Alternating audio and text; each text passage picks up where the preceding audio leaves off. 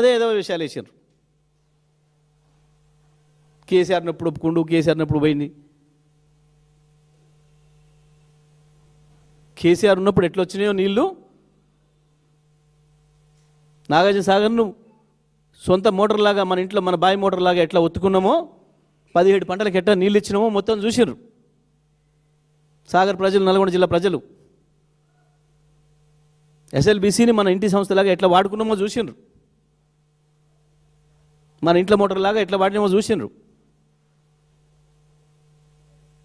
ఇవాళ మీరు వచ్చిన తర్వాత మీ నిర్వాహకం ఏందో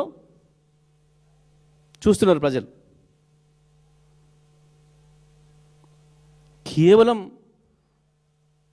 వాటాల పంచాయతీ, కమిషన్ల దందాలు తప్ప, ఒకటి సాటుగా ఒకటి ఢిల్లీకి మూటలు పంపి పదవులు కాపాడుకునే ప్రయత్నం తప్ప ఒక్కనాడు కూడా రాష్ట్రం పైన, పరిపాలన పైన సోయలేదు.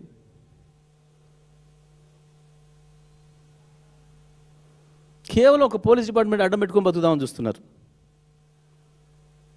ఎవడన్నా ఎదురు మలితే, ఎవడన్నా మాట్లాడితే కేసు పెట్టి లోపడేసి భయపెట్టిస్తాను. చిల్లర పాతకాలపు అలవాటు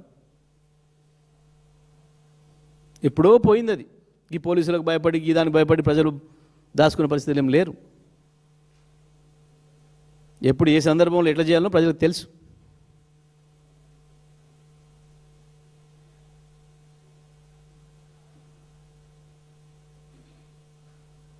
మీరెంత దుర్మార్గంగా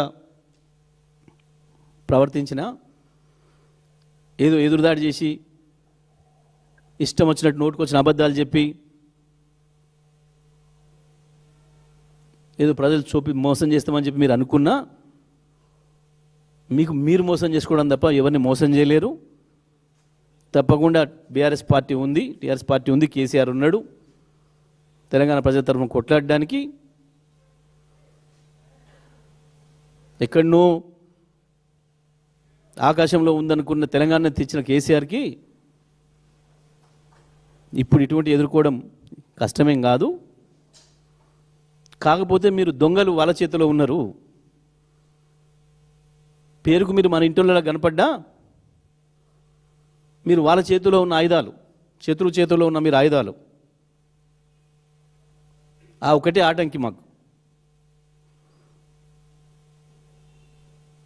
అవాళ మేము బ్రహ్మాండంగా కొట్లాడినాం, ఇవాళ కూడా కొట్లాడతాం. కాకపోతే ఆయుధం మీ చేతిలో ఉంది, దాన్ని అవతల వాడి కొరకు వాడుతున్నారు. అవాళ ప్రాంతేతరుడు కాబట్టి ప్రాంతం అవతలి పారదోలినాం. ఇవాళ ప్రాంతం వాడివే చేస్తున్న ద్రోహం ఇది. తప్పకుండా మిమ్మల్ని పాతరేయడం ఖాయం, తెలంగాణ హక్కుల్ని కాపాడడం ఖాయం. కృష్ణా గోదావరిలో మన వాటాల్ని కాపాడుకోవడం కొరకు మరొక ఉద్యమాన్ని తీసుకొచ్చి ఎంత దూరం పోయినా సరే తెలంగాణ ప్రజల హక్కుల్ని కాపాడుతాడు కేసీఆర్, అందులో సందేహమేం లేదు. బీఆర్ఎస్ పార్టీ గులాబీ ఎండా పుట్టిందే దాని కొరకు. తప్పకుండా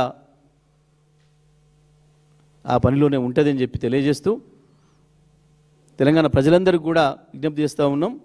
ఇది చాలా స్పష్టంగా తెలంగాణ రాష్ట్ర ప్రభుత్వం ఆంధ్రప్రదేశ్ ముఖ్యమంత్రి గారితో చేసుకున్న చీకటి ఒప్పందంలో భాగంగానే ఇవాళ ఈ సుప్రీంకోర్టులో పిటిషన్ను తిరస్కరించడం జరిగింది. ఆ రకమైన పిటిషన్ను తయారు చేయించింది కూడా చంద్రబాబు నాయుడు గారు ఇక్కడికి పంపిన అధికారులే. వాళ్ళని ఎవరినైతే ఇవాళ ఇక్కడ ఈయన పెట్టుకున్నాడో సలహాదారులుగా, అధికారులుగా మన ప్రభుత్వం, ఇది వాళ్ళ చేత తయారు చేయబడ్డ పిటిషన్ కాబట్టే ఈ రకంగా జరిగింది. ఇది తెలంగాణ ప్రజలందరూ కూడా గమనించాలని చెప్పి విజ్ఞప్తి చేస్తూ ఉన్నాం.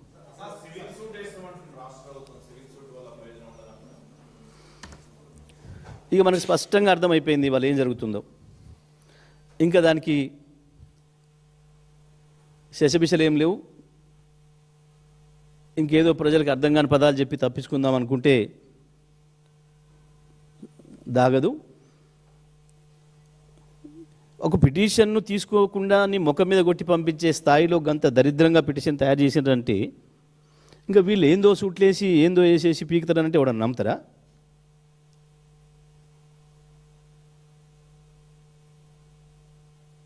విచారణ అర్హత లేని పిటిషన్ వేసినంటే వల్ల ఇంకా వీళ్ళ ఉద్దేశం ఇంకా వేరే వెతకాల్సిన అవసరం ఉందా మనం?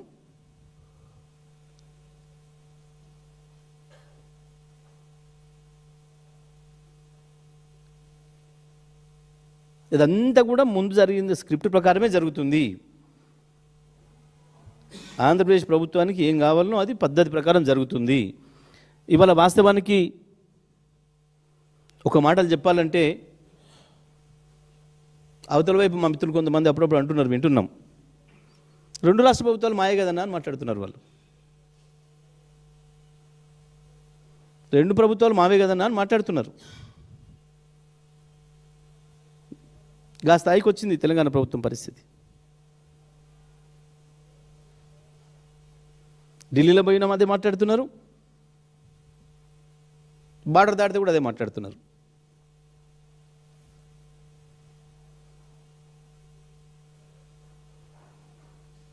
ఇంకా ఇటువంటి వాళ్ళు వీళ్ళు ఇంకా తెలంగాణ హక్కులు కాపాడుతారు, తెలంగాణ పట్ల సోయిందా వీళ్ళకి?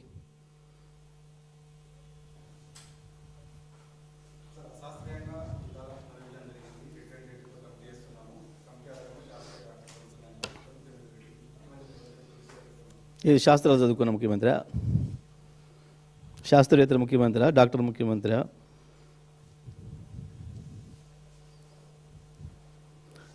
ఆ ఉపన్యాసంలో ఒకటే విషయం కరెక్ట్ చెప్పిండు. నువ్వు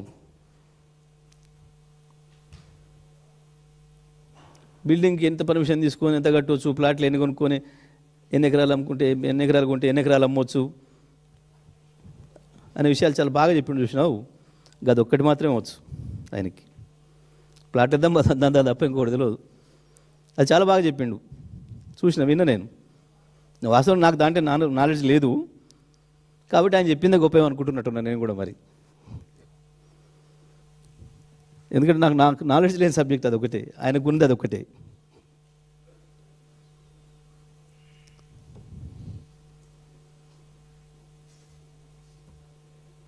ఏం లేదు, మంత్రులందరినీ బండబెట్టిండు, ఇక ఇటువంటి ఇచ్చి పంపిస్తున్నాడు. ఏ శాఖలు ఏం జరుగుతుందో వాళ్ళకే తెలుస్తలేదని వాళ్ళే మొత్తుకుంటున్నారు.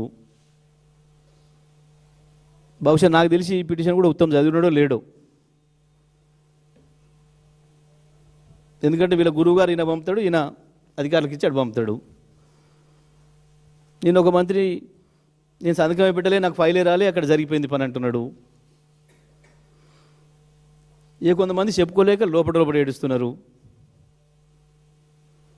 అందరు చెప్తుంది ఒకటే మాట, అన్న మమ్మల్ని ఏం బతకనిస్తలేడే, దందంతా ఆయనే చేసుకుంటుండు, ఆయన కుటుంబ సభ్యులు, అన్ని దందాలంతా అటే, మాదేం లేదు, మేము ఉత్తనే బుక్ చేసుకొని తిరుగుతున్నాం,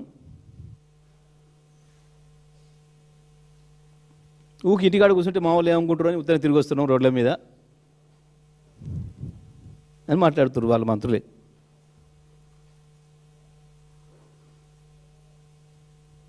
ఎవరికి ఏ సోయి లేదు, ఎవరికి ఏ శాఖ పట్ల పరిజ్ఞానం లేదు. 2 ఏళ్ళైనా ఎవరు కూడా దాన్ని పెంచుకునే ప్రయత్నం కూడా చేయలేదు. అసలు వాళ్ళకి సోయి ఉంటే కదా మొదలు ప్రజల కొరకు పనిచేయాలన్న ఆలోచన ఉంటే కదా మొదలు. ఎవడు పోయినా ఏమొస్తుంది దీనిలో అని అడుగుతున్నట్టు.